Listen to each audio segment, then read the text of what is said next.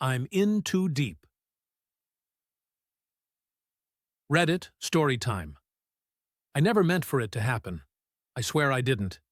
Ethan and I have been best friends since college. 10 solid years of loyalty, laughter, and brotherhood. We were inseparable. He's the kind of guy who would bail me out of jail, no questions asked. I was his best man. He was mine. The kind of bond you don't mess with. That's why what happened with her was something I buried under guilt for months. Her name is Riley, Ethan's little sister. I met her at his family's lake house one summer. She was 22 then, sharp-witted, confident, with this carefree energy that pulled everyone in. At first, it was harmless, just some light flirting. I figured she was just playing around, like many younger sisters do to tease their brother's friends. But something shifted the night we were left alone by the fire pit. She talked about her dreams, her disappointments, her loneliness, how she always felt like she lived in her brother's shadow. And for the first time, I saw her differently.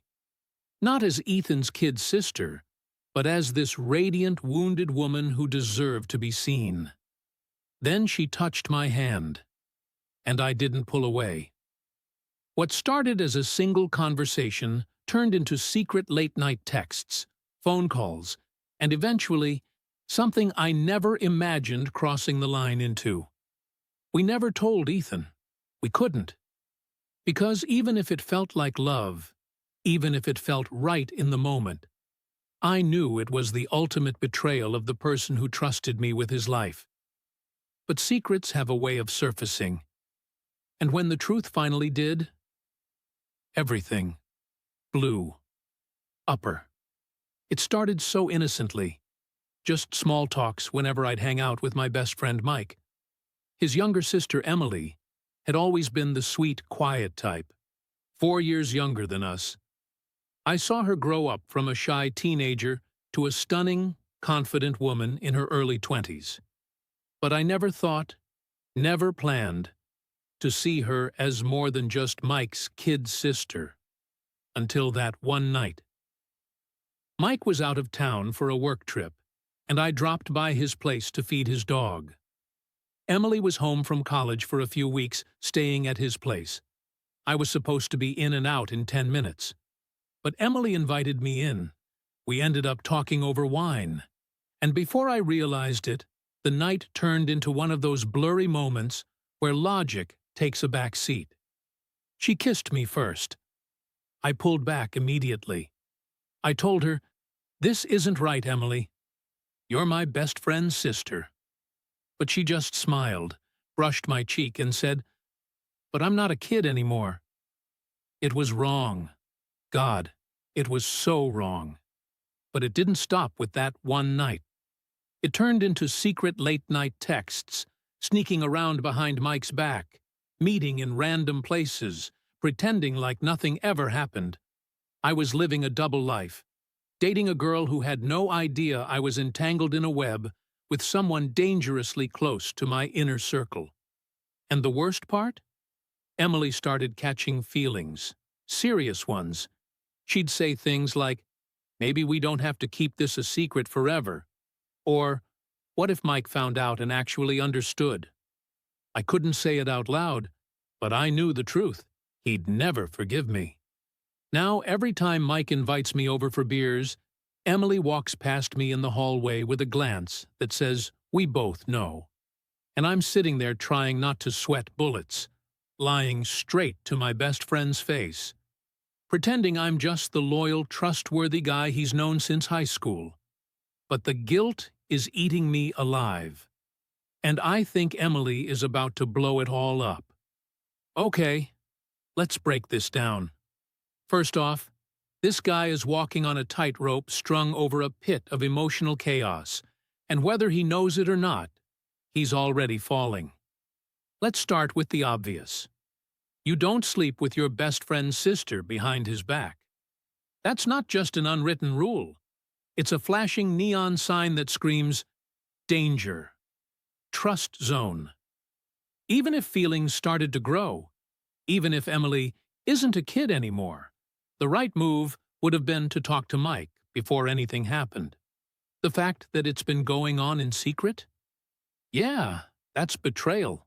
On multiple levels. But here's where it gets messier. Emily is no longer treating this like a fling. She's falling. Fast. And she's clearly not content staying a secret anymore. The moment someone in a hidden relationship starts fantasizing about going public, that's when the explosion gets loaded and ready to detonate. And you can feel the tension bubbling under the surface, right?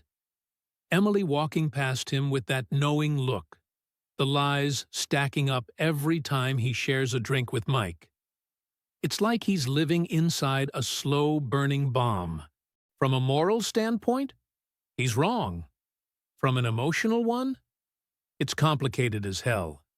Because, yeah, feelings are messy. We can't always control where they go, but we can control our actions. And let's not forget Mike. Imagine finding out your best friend, the guy you trusted, brought into your home, told your secrets to, was sneaking around with your little sister. That's not heartbreak. That's betrayal with a capital B. So here's the harsh truth. Someone's going to get hurt. Maybe everyone.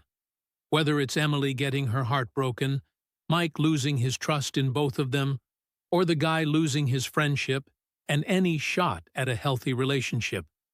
Because once that truth comes out, and it always does, it's going to be hell. All right, folks, you've heard the story, you've heard my take. Now it's time to hear what the internet detectives, relationship experts, and chaos enjoyers over at Reddit had to say.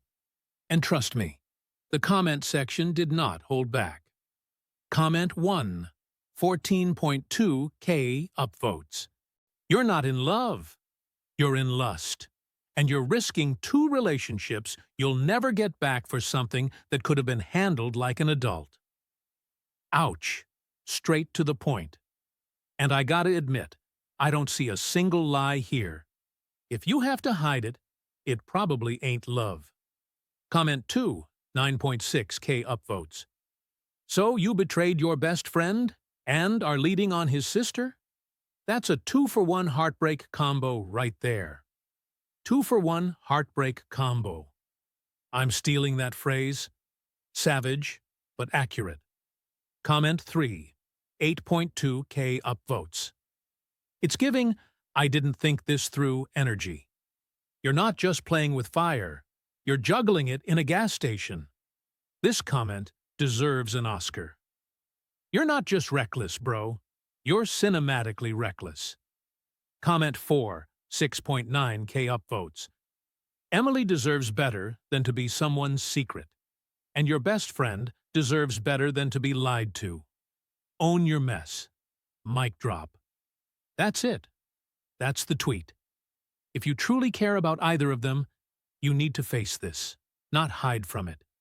So, what now? Do you come clean to Mike and risk it all?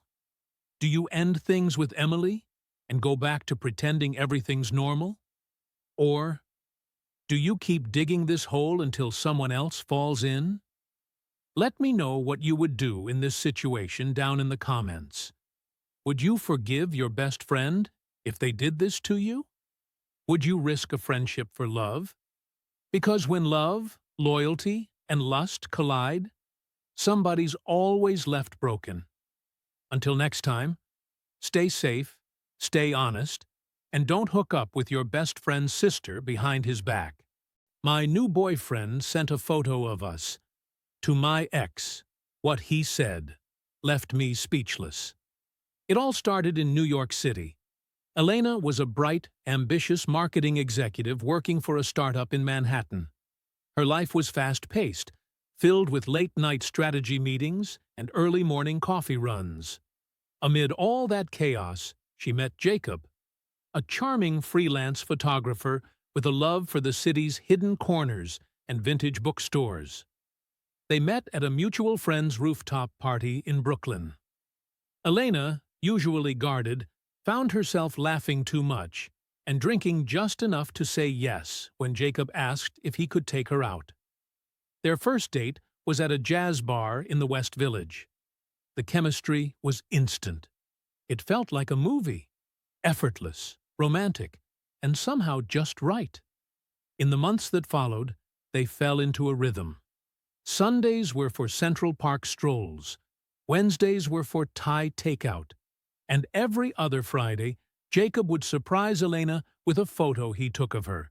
Candid, beautiful, and always accompanied by a handwritten note. But just as quickly as things heated up, cracks started to form. Jacob's freelance gigs began taking him to other cities. First Boston, then Chicago. Elena started pulling 12-hour days at work, her phone always buzzing, always urgent. The jazz nights became rarer. The photos stopped coming. So did the notes.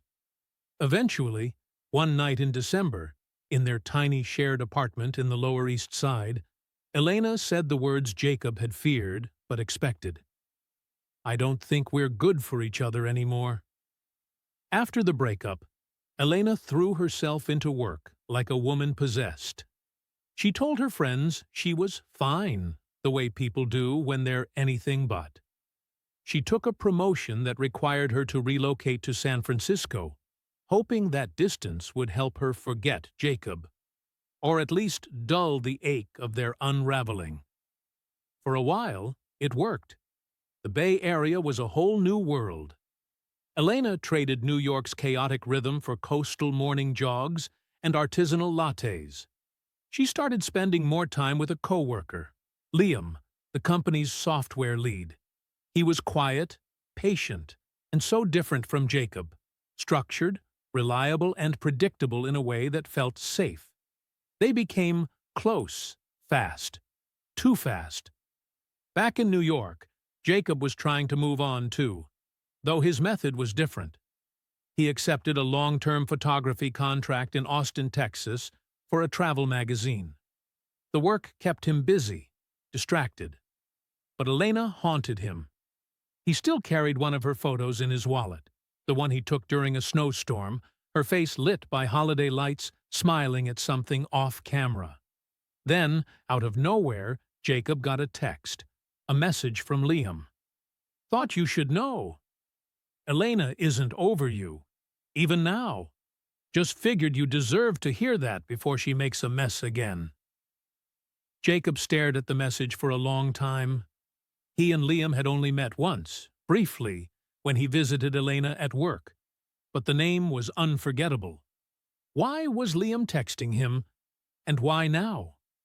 Meanwhile, Elena was spiraling. She had tried to build something with Liam, but every moment with him only reminded her of what she'd lost. One night, after a wine-fueled argument about her emotional distance, Liam had snapped. "You're still in love with him, aren't you? You're just using me to fill the silence." She didn't deny it, because deep down, maybe it was true. But Liam wasn't the type to walk away quietly. 2 weeks later, Jacob received another text, this time with a photo. It was Elena, asleep in Liam's bed, and everything imploded. Whew. Okay, this story is giving toxic situationship, mixed with long-distance disaster. Let's break down what just happened because there are so many red flags and emotional landmines here. Liam, the quiet storm. At first, Liam seemed like a safe rebound for Elena, someone stable after the emotional chaos of her breakup with Jacob. But let's be real, he had red flags too. The fact that he texted her ex? Red one? That's not just messy. That's manipulative. Even if you're dating someone emotionally unavailable, texting their ex to stir the pot is not how adults handle heartbreak. Then sending Jacob a photo of Elena asleep in his bed. That's next-level petty and borderline revenge porn. Even if they were together, that's a massive invasion of trust. And it shows Liam's intention wasn't love. It was control. Elena, torn, conflicted, and still lost. Elena thought she could outrun her heartbreak, but changing zip codes doesn't fix emotional baggage. She jumped into something new before healing from the old, and that made everything worse, for everyone involved. But here's where people are divided. Some might say Elena used Liam to fill the void. Others might argue she genuinely tried to move on, but unresolved feelings for Jacob haunted her. And the biggest question is, should she have been honest sooner? Because if she knew she wasn't over Jacob, leading Liam on wasn't fair. No matter how confused she felt. Jacob, the broken one, or the lucky one? Jacob had moved on, at least on the surface. But Liam's text shattered that illusion. And the photo? That was a knife straight to the heart. But let's ask this. Should Jacob blame Elena? They weren't together. She didn't cheat. So, technically, she didn't betray him. Right? Still, the emotional betrayal, the fact that Liam, a guy from their overlapping lives, was the one she turned to, that hurts on a different level. Hot take. This whole situation is a lesson in what happens when we don't heal before moving on. All right, buckle up. Reddit did not hold back on this one. Let's dive into some of the top comments that absolutely blew up under this post. Top comment by Utah Pawn Coffee Chaos Queen 17.2. K upvotes. Elena didn't cheat, but she definitely emotionally bench-warmed Liam while pining for Jacob. That's not fair to anyone involved. Liam was wrong to send the pic, but let's not pretend Elena was innocent either. Emotionally bench-warmed. That's a phrase I won't forget anytime soon. This comment got thousands of upvotes for a reason. It nails how messy love triangles get when no one is honest with themselves. Comment by U/Broken Burrito, 2211.9K upvotes. Liam is giving insecure villain energy. Texting your crush's ex and sending a photo? That's straight-up psycho ex behavior. Girl, run! Honestly, Liam really did the absolute most here. Insecurity plus revenge equals one dangerous cocktail. Y'all aren't wrong. Comment by U/Snoopy Slapped Me, 9.6K upvotes. This is why you don't jump into a new relationship until you've unpacked the old one. Otherwise, someone ends up hurt, bitter, or posting on Reddit. I felt seen reading this one. The emotional baggage is real, and Reddit knows it. Comment by Tiny Dinosaur Jams, 7.3K upvotes. Elena didn't deserve the photo stunt, but she also shouldn't have strung Liam along. They all needed therapy, not more relationship drama. Therapy greater than rebound, always. This whole situation was a slow-motion train wreck, and nobody hit the brakes. Comment by Do Drama Llama, Season 6.1K upvotes. Jacob should send that photo to his therapist and thank the universe for dodging a double drama bullet. Two people playing games, and he's finally free. That's harsh, but maybe not entirely wrong. Jacob might just be the lucky one in this mess. Man, Reddit really knows how to cut to the core. Whether you're Team Elena, Team Liam, or Team They All Need to Start Over, one thing's clear. This story hit hard. If you loved the drama, don't forget to hit that like, sub, and share button, because the next story? Even crazier. My ex cheated on me, then came back, when I finally moved on. Heartbreaking love story. Have you ever loved someone so deeply that you were willing to forgive them, even after they betrayed you? Have you ever trusted someone with your whole heart, only to watch them shatter it with a single message, a secret touch, a glance they thought you'd never notice? In today's story, you'll meet Emily, a woman who thought she had found her forever person. 4 years of love, laughter, and late-night conversations.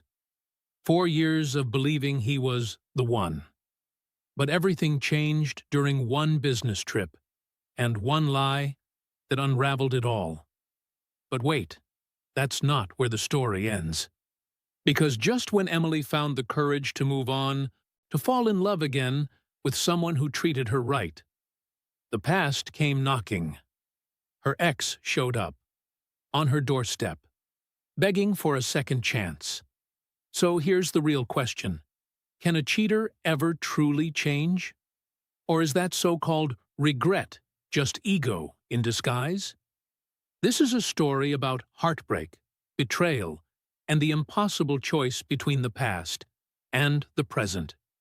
And by the end of it, you'll find yourself asking, if it were you, would you go back to the one who broke you?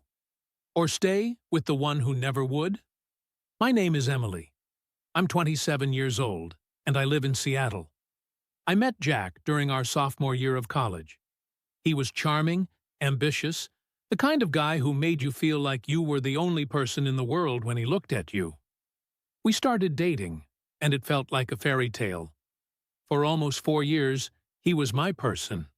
Through exams, job interviews, family drama, all of it. Then came the trip to San Francisco. Jack was sent there for a 3-month project with his company.